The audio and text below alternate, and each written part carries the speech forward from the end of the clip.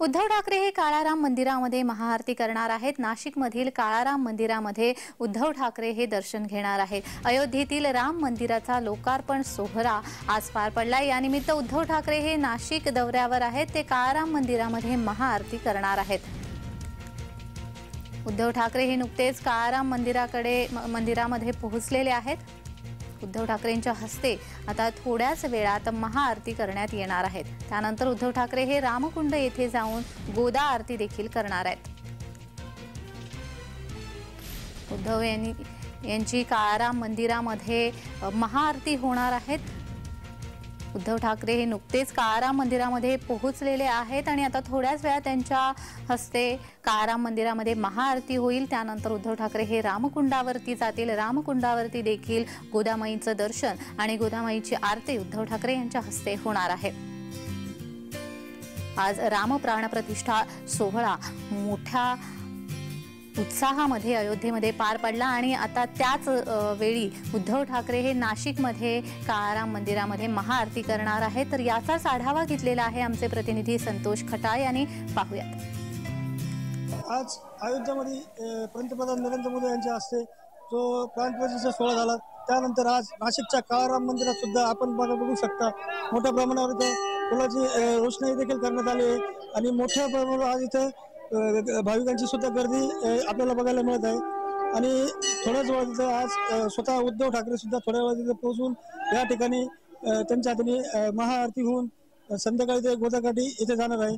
आता साधारणपणे सकाळपासूनच या मंदिरात मोठ्या प्रमाणावर भाविकांची गर्दी आहे आणि सध्या इथून जवळजवळ 1 ते 1.5 किलोमीटरची रांग या मंदिरापासून पुढे लावली आहे आणि आपण बघू शकता मागे मंदिराच्या समोर इकडे पूर्ण फुलांच्या माळा वगैरे सजावट करण्यात आली असून या ठिकाणी मोठ्या प्रमाणावर भगवे झेंडे, आकर्षक रोषणाई अशी हे करण्यात आलेली असून या ठिकाणी उद्धव ठाकरे जे आहे त्यांच्या हाताने इथे आरती होणार असून आता सध्या बाहेरच्या पॉइंटला मोठ्या प्रमाणावर पोलीस बंदोबस्त तैनात करण्यात आला आहे आणि चेकिंग करून लोकांना आतमध्ये सोडण्यात येत आहे।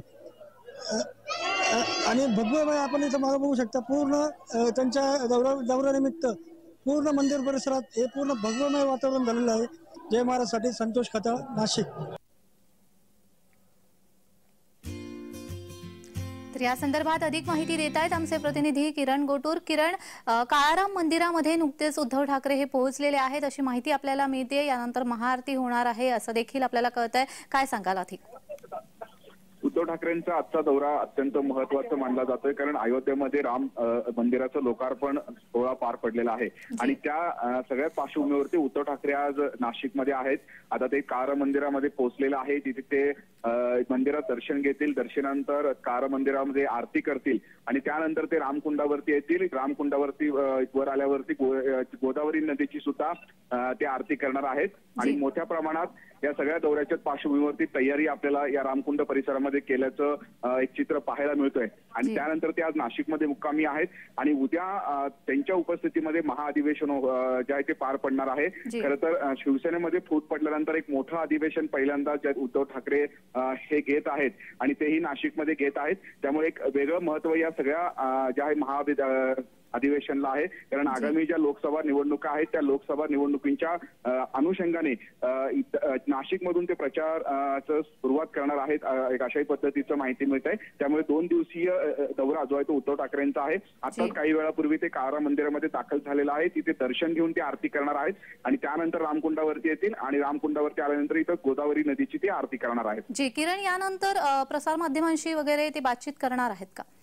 खरं तर 2 दिवसीय त्यांचा दौरा आहे। अद्याप त्या संदर्भात करू शकलेलं नाहीये।